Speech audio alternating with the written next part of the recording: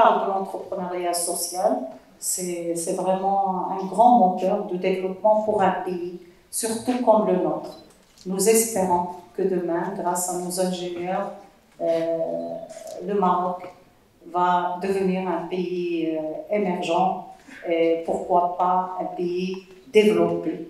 C'est ce que nous aspirons à travers les activités para-universitaires et aussi grâce au cursus de formation que nous essayons tout le temps d'améliorer. D'accord? Si je peux donner l'exemple, par exemple, il y a tout ce qu'on appelle le design thinking, qu'on a essayé d'introduire dans les formations de nos ingénieurs, mécaniciens en génie électrique. Nous avons aussi introduit tout ce qui est management de l'innovation. D'accord? Donc, tout cela, c'est pour créer un écosystème propice pour développer tout ce qui est entrepreneuriat social, tout ce qui est entrepreneuriat et tout ce qui est innovation technologique. Et merci, je vous souhaite beaucoup de chance dans votre événement, beaucoup de succès. Professeur Lotfi, je suis directeur adjoint chargé de la recherche scientifique, du partenariat et de l'innovation. Je suis là avec Madame Zazi pour représenter la direction, évidemment. Monsieur le directeur est toujours là. Je souhaite qu'on m'a dit Madame Zazi la bienvenue. Il est toujours là, il vous soutient comme vous savez tous. Alors, mon propos, il est simple. Ce qu'il faut savoir, que le développement durable ne date pas d'aujourd'hui. Notre université, elle a développé depuis longtemps ce créneau de développement durable. Je vous cite un tout petit peu pour l'histoire ce que nous faisions avant. Comme ça, vous allez reconnaître l'historique de votre établissement. Nous avions un master. Entre autres, un master qui est spécialisé dans la gestion, développement et traitement des eaux et développement durable. Et dans ce master-là, on avait des modules pour le développement durable. Et d'ailleurs, en parallèle, nous avions des clubs, des étudiants qui s'intéressent à ce module-là. Alors, quel était l'avantage? Je dois vous dire aussi une vérité, que notre école est l'une des seuls établissements de l'Université Mohamed V qui compte 17 établissements, qui gère ses propres déchets. Et nous avons, nos étudiants, on leur donnait comme activité le tri, la sélection, la gestion et la comptabilisation de tous les déchets. Ça, c'est une valeur ajoutée qui rentre dans le développement durable. Et quelle est la valeur ajoutée? Ce que vous savez, tous les établissements ont des déchets. Mais nous savons faire le tri des déchets électroniques, des déchets de la menuiserie, des déchets de l'imprimerie, des déchets verts, des jardins et tout ça. Et nous avons des data. Nous avons assez de données depuis 2013, 14, 15, 20. Il y avait le Covid et nous avons les données. Et d'ailleurs, il y a des étudiants qui sont venus me voir avec monsieur le secrétaire général, monsieur Ashraf Bellaouchou, pour leur donner tous les documents qu'on avait. Parce que nous avons assez de documents concernant le volet développement durable, concernant la gestion de nos déchets, et puis la quantité d'eau, la quantité la puissance électrique que nous consommons. Nous avons assez de données. Ce qui est aussi avantageux, c'est que nous savons gérer nos déchets. Parce qu'on comptabilise dans tous les sacs de poubelle que vous avez là, on a les données. Combien nous produisons, ça donne une valeur ajoutée. Et nous avons participé et contribué dans des manifestations internationales. Par exemple, on a envoyé des étudiants à Dubaï pour participer justement à une compétition internationale. Les étudiants de master, ils étaient là-bas. Ils avaient donné une bonne image de notre université. Et puis, nous avons été dans les différents COP. Moi-même, j'étais à COP à Sharm el-Sheikh, COP 27, pour représenter l'université, parce que nous comptons sur ce volet qui est développement durable. Nous avons assez de données et nous avons assez d'informations sur ce volet-là. Et je vous encourage tous et toutes, parce que c'est un créneau avec lequel nous devons continuer à vivre. Et nous sommes là, Madame Zazi Malika, moi-même, je suis directeur, monsieur le secrétaire général, pour vous aider, parce que nous croyons à ça. Et nous remercions les membres du jury qui sont parmi nous, merci à tous et à toutes. Thank you all. So it's with an absolute honor to welcome you all to the Gold Prize Local Final in Samaraba. Today's celebration, not just of competition, but of innovation, ambition, and the power of entrepreneurship to create real change. First, I want to express my deepest gratitude to our university administration, students association, judges, spectators, and supporters. Your support, guidance, and belief in student-driven initiatives like this have made today possible. Gold Prize is more than a competition. It is a movement of young entrepreneurs who refuse to accept the world as it is, and instead work towards what it can be.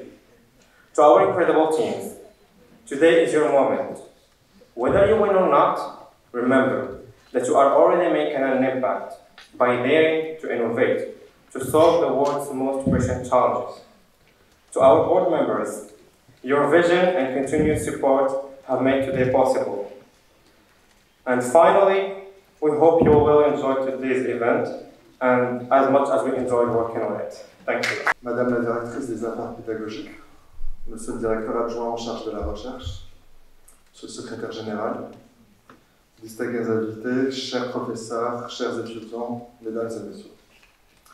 C'est avec un immense honneur et une grande émotion que je prends la parole aujourd'hui dans le cadre de cet événement exceptionnel organisé à l'École nationale supérieure des arts et métiers, l'ENSAM de Rabat. Et je tiens à remercier chaleureusement toute l'équipe organisatrice pour cette belle initiative qui met en lumière un sujet crucial, donc vous l'avez bien cité, c'est l'innovation et l'entrepreneuriat social comme moteur de transformation durable. Déjà, je tiens à féliciter et à remercier le management de l'université pour l'accompagnement qu'ils font pour vous, étudiants, parce que je sais que ce n'est pas chose facile. Des fois, vous pouvez vous dire que non, ils ne veulent pas vous accompagner, mais c'est pas facile de trouver du budget. Croyez-moi, il y a une limite. C'est des lignes spécifiques, et donc vraiment bravo, parce que vous faites du très très bon travail. Bravo aussi aux étudiants, bravo, merci aux sponsors aussi qui vous accompagnent. En tout cas, vous avez de quoi être fiers. J'ai une expérience avec le Health Prize, qui est un événement très sérieux. À l'époque, j'habitais à Dubaï et j'étais étudiant comme vous. Et donc, je m'étais dit, j'avais entendu, donc il y avait le Health University. Et je m'étais inscrit avec un groupe d'amis, donc il y avait un Khawan d'extérieur, sur le et on avait participé, on est arrivé jusqu'en demi-finale, on est parti à Singapour, qui est le président, à l'époque le parrain de l'initiative, et voit l'ex-président américain Bill Clinton. Donc c'est vraiment très sérieux et c'est beaucoup d'argent qui est en jeu. Donc il faut vraiment croire en vos compétences. Les Tunisiens, à 3 reprises, donc maintenant c'est aux Marocains de le faire. Donc j'ai préparé un petit discours, si vous le permettez, j'aimerais bien pouvoir le prononcer, c'est un discours donc, que j'ai aussi fait valider. Donc nous vivons à une époque marquée par des défis majeurs, des mutations technologiques rapides, des crises environnementales, des inégalités sociales et économiques grandissantes. Et ces enjeux exigent une réponse audacieuse, ancrée dans l'innovation et portée par des acteurs visionnaires. L'entrepreneuriat social se positionne aujourd'hui comme une réponse efficace à ces défis, en conjuguant performance économique et impact sociétal positif. Il ne s'agit pas simplement de créer des entreprises rentables, mais de bâtir des modèles qui placent l'humain et la planète au centre de chaque décision. Mon parcours entre diplomatie, relations internationales, politique publique m'a permis d'observer de près la manière dont l'innovation sociale peut transformer des réalités complexes en opportunités tangibles. Et j'ai eu l'honneur de conseiller dernièrement son Excellence, Monsieur le ministre de l'Agriculture, de la Pêche maritime, du développement rural et des eaux et forêts. Et j'ai pu constater combien l'alliance entre innovation et engagement citoyen est cruciale pour répondre aux défis du XXIe siècle. Et sous la conduite éclairée de Sa Majesté le Roi Mohammed VI, que Dieu l'assiste, le Maroc a fait des objectifs du développement durable des Nations Unies, ces fameux ODD, une priorité nationale. Ces objectifs, loin d'être de simples concepts abstraits, constituent une feuille de route globale, un appel à l'action pour un avenir plus juste, plus équilibré et plus durable. Notre pays est engagé résolument dans cette voie, avec des actions concrètes dans des domaines aussi cruciaux que la transition énergétique, où le Maroc s'affirme comme un leader africain, notamment grâce, comme vous le savez, à des projets ambitieux comme le complexe Nord de Ouarzazate. Et nous agissons également pour une agriculture durable avec la stratégie Génération Green 2020-2030 pour renforcer la résilience de notre secteur agricole. Et le chantier royal de généralisation de la protection sociale, c'est une initiative majeure. Donc, il témoigne de toute la volonté de Sa Majesté de garantir une couverture sociale à tous les Marocains. L'initiative, enfin, les initiatives royales, il y en a beaucoup. L'initiative nationale pour le développement humain, l'INDH, lancée par Sa Majesté, est aussi un programme essentiel qui vise à réduire la pauvreté et la précarité. Et ces initiatives, parmi tant d'autres, illustrent un engagement constant et déterminé du souverain en faveur d'un développement qui place l'humain au cœur de toutes les priorités. Maintenant, engagement des jeunes entrepreneurs, des jeunes innovateurs, étudiants que vous êtes et porteurs de projets audacieux, est essentiel pour accompagner cette dynamique et en maximiser l'impact. L'État met en place des politiques et des stratégies ambitieuses, mais c'est votre énergie, votre créativité et votre détermination qui permettront d'accélérer ces transformations et les adapter aux réalités locales. Les universités marocaines, comme l'ENSAM, ont compris toute l'importance de cet enjeu et jouent un rôle central dans l'émergence d'une culture entrepreneuriale tournée vers l'impact social. À travers des programmes académiques, leurs incubateurs, leurs initiatives de soutien à l'innovation, elles offrent aux étudiants un environnement propice à l'expérimentation et au développement de solutions concrètes aux défis sociétaux. Et dans cette dynamique, certaines institutions ont mis en place des structures remarquables. Elles sont nombreuses, je vais en citer juste quelques-unes. Je pense notamment à l'Université Mohamed VI Polytechnique, l'UM6P, avec ses incubateurs Stargate et Green Energy Park. C'est un modèle en fait en matière de soutien aux startups à fort impact. Je cite également l'Université Hassan II de Casablanca, à travers ses structures dédiées à l'innovation et l'entrepreneuriat, et qui offrent aux étudiants un cadre propice à la concrétisation de leurs idées. Enfin, last but not least, l'Université Al-Akhawaïn d'Ifrane, avec son Centre for Business Ethics and Social Responsibility, qui renforce une approche centrée sur l'impact sociétal des initiatives entrepreneuriales. Et à l'international, puisque le Maroc appartient au continent africain, on peut dénombrer plusieurs success stories africaines qui illustrent la force et l'innovation sociale. Je cite quelques-unes. Zipline au Rwanda.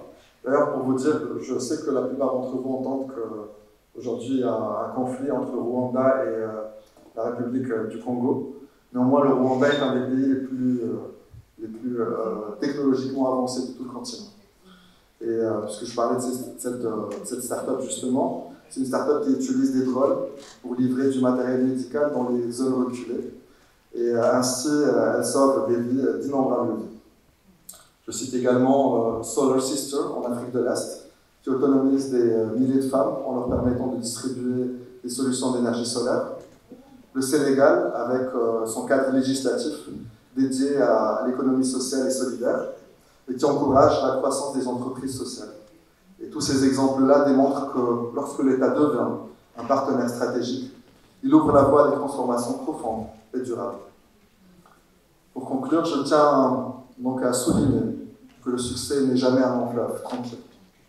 L'entrepreneuriat, et plus encore l'entrepreneuriat social, est un chemin semé d'embûches.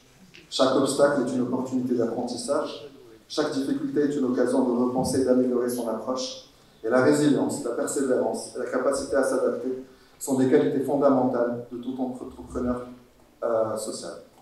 Donc je vous invite donc, à travers cet événement, à travers ce panel, à bien au-delà, à vous engager pleinement dans cette envergure, dans cette aventure.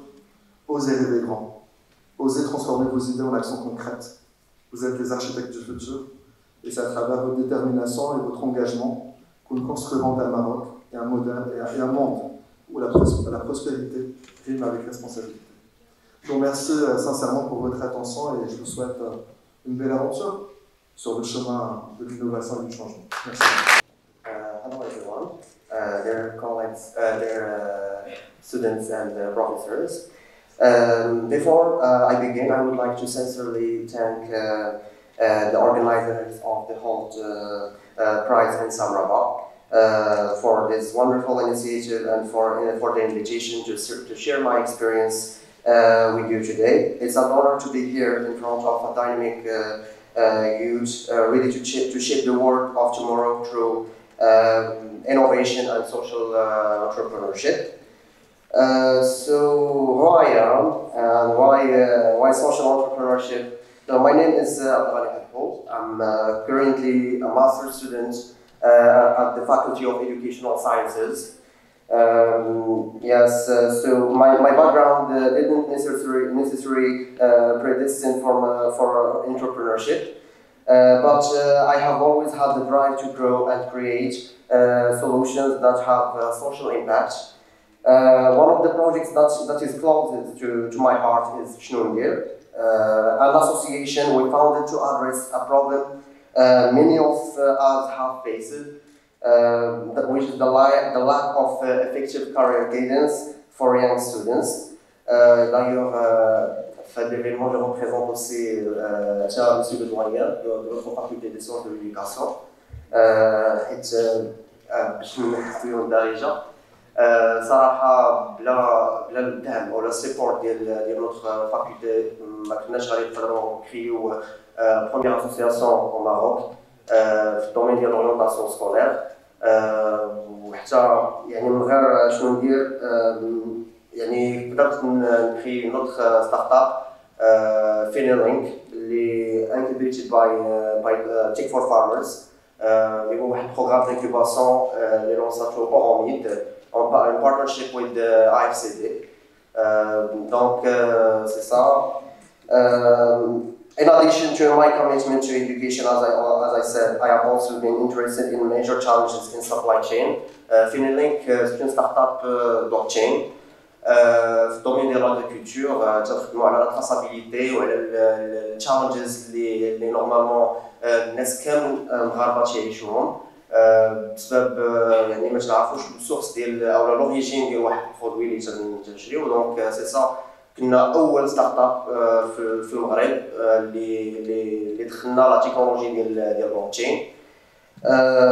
This led to the creation of Tefa Chain, a blockchain-based project aimed at empowering the transparency of agricultural transactions.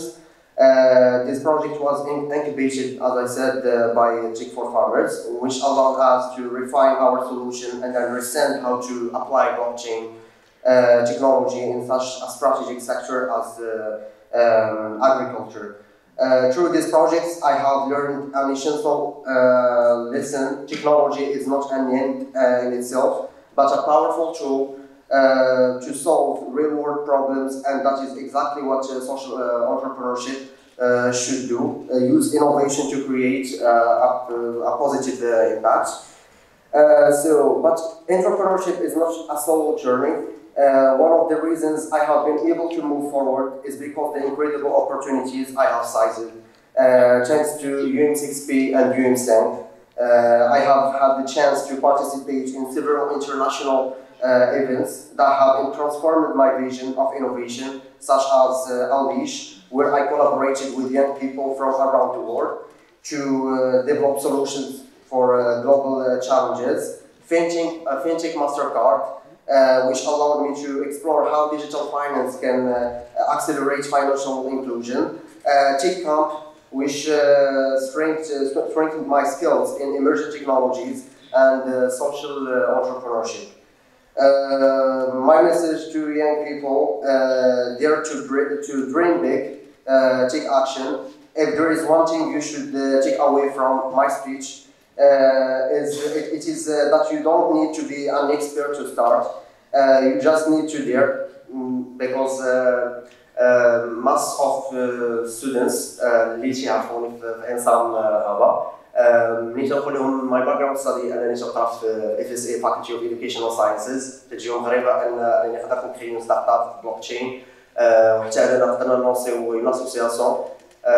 صراحه هادشي يعني دائما تنقول ماشي بالضروره انك تكون اكسبير في واحد الحاجه اللي يمكن لك تبدا، بالعكس ستارت سمول من بعد غادي يمكن لك انك تعلم بزاف ديال الحوايج وحاول تبني واحد النيتورك تبارتيسيبي حتى في الايفنتس اللي تيكونوا اورغنايزد باي UM6B حتى في UM7 كاينين بزاف ديال لوبورتونيتي واللي صراحه تعلمت منهم بزاف كيف عطيت ليكزامبل ديال نوت فاكولتي وحتى ديال لانسام تنشوف بزاف ديال لي كومبيتيسيون اللي تيتورغانيزاو دونك سي سا yes. So every problem you see around you is an opportunity for innovation. Use technology as a lever to amplify your impact. So surround yourself with the right people, build your network, and always seek to learn. Social entrepreneurship is not just about starting a business. It's a mindset to make a difference. So dare, innovate, and most importantly, don't wait to take action. That's all. Thank you so much.